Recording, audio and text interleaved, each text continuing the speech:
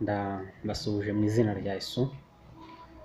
Imana y'amahoro ishimwe, yo yaturinze iminsi yose, yadushigishe kuri tariki ikadushyitsaho turi bazima, tariki ya 18 z'uku kwezi kwa gatandatu.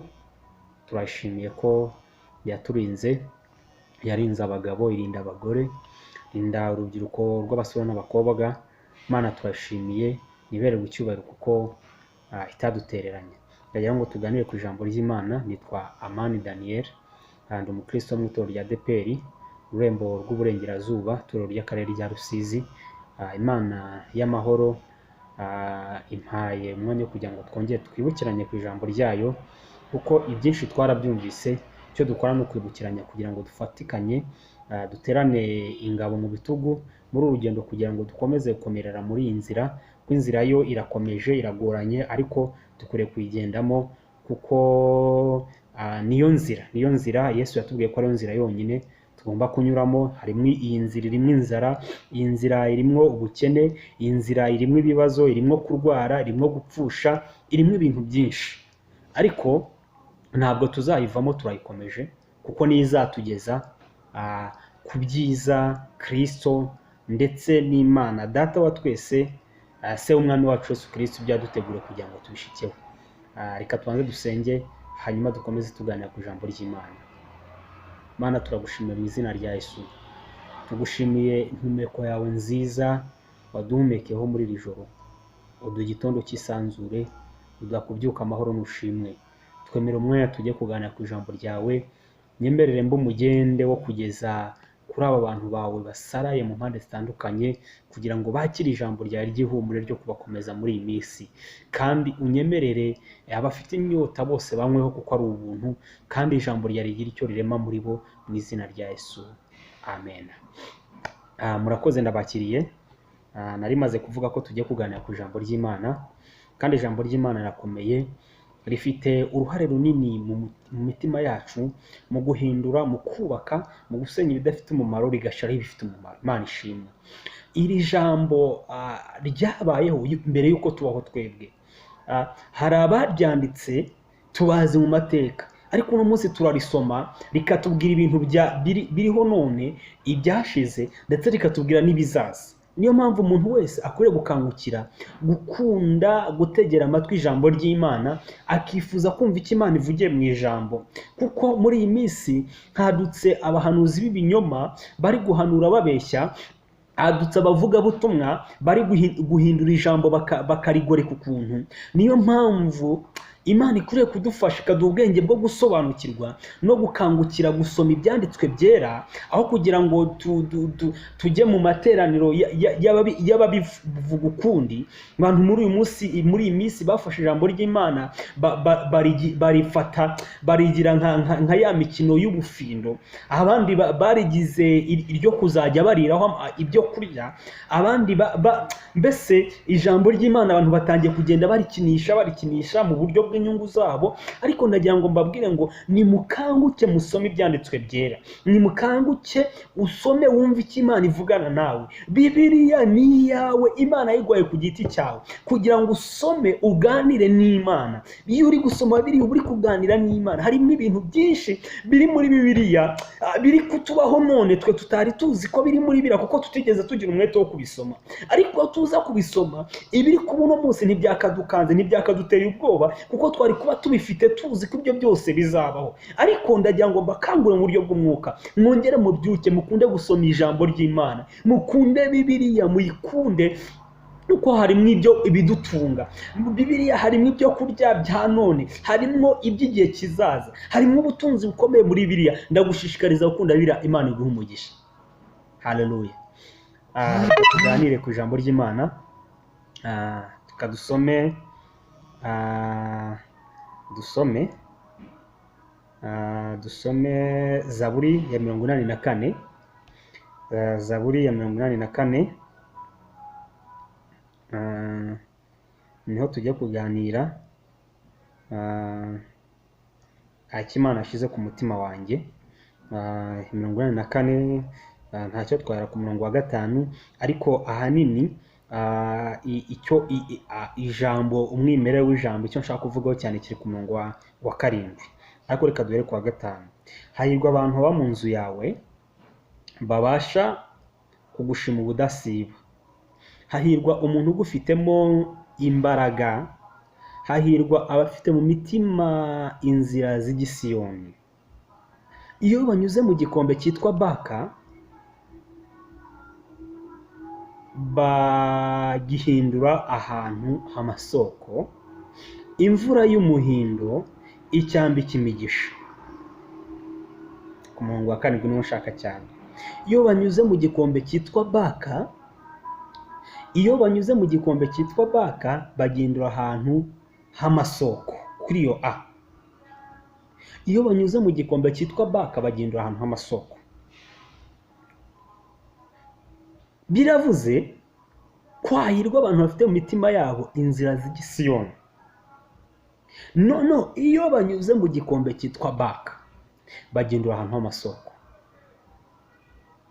Reka tuvuge muri iyi minsi ngo harahirwa abantu bafite mu mitima yabo inzira zijya i Siyoni, inzira zerekeza mu ijuru. Harahirwa mu mitima yabo abantu bafite iyerekwa, bafite inyota n'inzara byo gusoma ijambo ry'Imana, bakaba baritegerejemo igisubizo cyangwa inzira yo kuzabafasha kujya mu ijuru, badategerejemo kubona ibyo kurya, batarangamiyemo kubonamo amafaranga, batarangamiye kubona amafaranga ku bwa Bibiliya, ahubwo barangamiye ko iyi Bibiliya ibafasha kugira ngo bakomeze inzira ijya mu ijuru.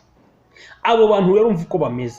Niba muri iyi minsi turimo ya korona, nibanyura mu gikombe cyuzuyemo korona, Imana ishimwe, naho bakinyura umva uko birivuze, banyuze mu gikombe cyitwa Baka, reka aho hitwa Baka tuwahinduwe tuvuge ngo muri iki gikombe cya korona muri iyi minsi izahaje abantu, izengereje abantu, itumye abantu twe Rusizi ntituri gusohoka mu ngo, ni ukuguma mu ngo.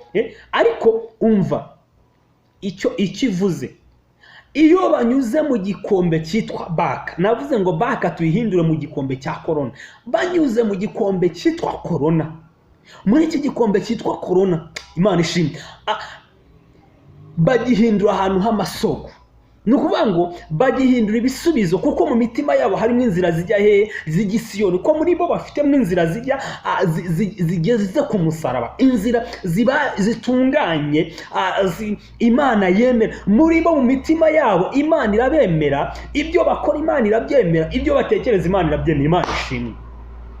Aba ni bene Kora banditse iyi Zaburi, bayanditse bamaze guhura n'akaga gakomeye, ubwo se yitandukanyaga na Mose, akigira ikiganda, akagira igipinga, agapinga Mose nabo bakoranaga, akabapinga ku rwego rwo hejuru, ngo Imana itegeka ubutaka kwasama bukabamira, ngo aba bana bitandukanya n'iteraniro rya se. Baravuga ngo icyo tuzi, ntitwigeze tubona papa ategeka inyanja gucikamo ngo itandukane. Icyaka ntitwigeze tubona papa akubita ku rutare ngo ruvemo amazi. Baravuga ngo ntitwigeze tubona papa ahindura aduha manu. Ariko Mose yabanye n'Imana, ibyo byose byarabaye. Imana ishimwe. Bana baravuga ati nta mpamvu yo kuguma ku ruhande rwa papa, kuko papa turamuzi nubwo avuga kuriya, ariko ntabwo abana ngo baguma ku ruhande rwa Mose. Bagumye ku ruhande rwa Mose, ubutaka burasama bumira neza, se n'abandi bari kumwe. Aba bana bandika iyi Zaburi baravuga ngo hahirwa abagufite mu imbaraga. Imana ishimwe, haleluya. Hahirwa bafite imbaraga z'Imana muri bo, ngo hahirwa ngo bafite mu mitima yabo inzira z'igisiyoni. Abo bana barahimbaza, baririmba indirimbo ya Zaburi, baravuga ngo hahirwa abantu bafite mu mitima yabo inzira z'igisiyoni, ngo iyo banyuze mu gikombe cyitwa Baka ngo bagindura ahantu h'amasoko, iyo banyuze muri iki gikombe cy'amarira, iyo banyuze mu gikombe cyo kwiheba, cyo kwibaza uburyo bazabaho, ngo ariko kuko bafite mu mitima yabo inzira z'igisiyoni, ngo ahantu bajya bahindura ahantu h'amasoko. Imana ishimwe. Nagiraga ngo nkubwire ngo iki gikombe kirahari, igikombe kirahari, ariko umuntu ufite ubutsinzi ni umuntu ugifite mu mutima we gukizwa neza, ukibasha kwera imbuto, ukibasha kuvuga Imana neza, ukibasha guca bugufi imbere y'Imana. Umuntu utarivanze iki gikombe cya coronavirus azagicamo kandi azakirangiza neza. Niko Imana ivugiye muri iri jambo, kuko abahungu nubwo iwabo byagenze gutyo, ariko bakomeje kwiringira Imana ya Mose, bakomeza kuyizera, bakomeza kuyikomezaho, bituma babasha kuba muri Isiraheli, bituma bandika iyi Zaburi, bitumye natwe tubafataho icyitegererezo kuko babaye intwari.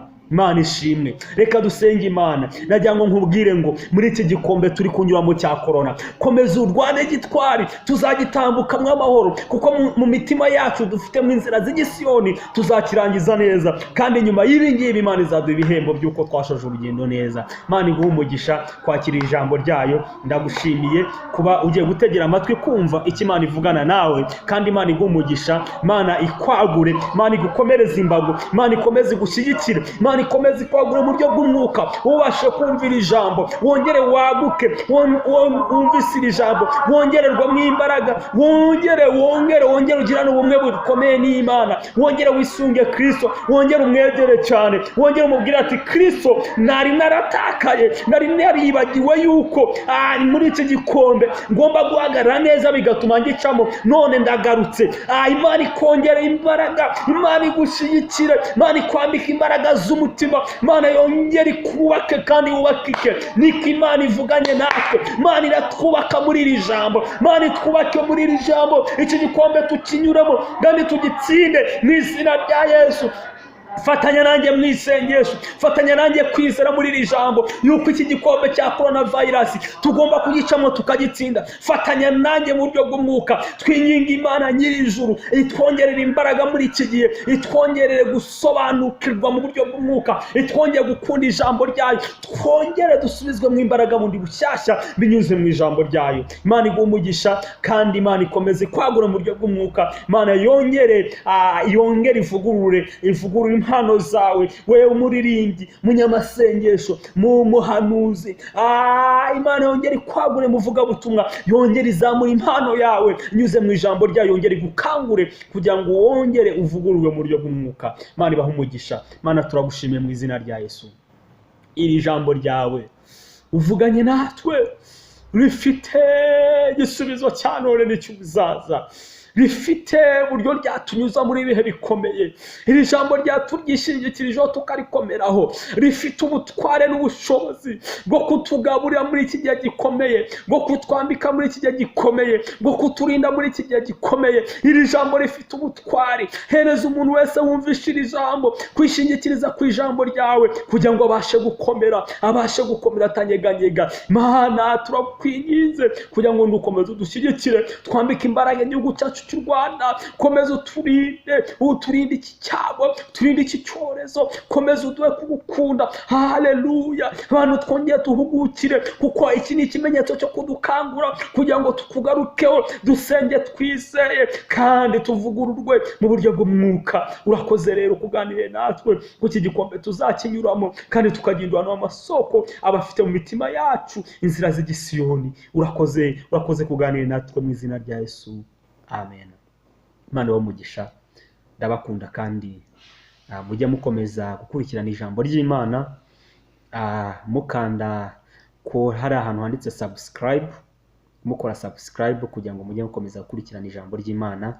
Imana kwizagira ishira ku mutima wanjye, nanjye mpugukiye kugira ngo ndinyuze kuri uru rubuga kugira ngo mujye mukurikirana ibyiza Imana iri kudutegura mu buryo bw'umwuka, kandi mbashishikariza gukomeza gukunda ijambo ry'Imana no kurisoma.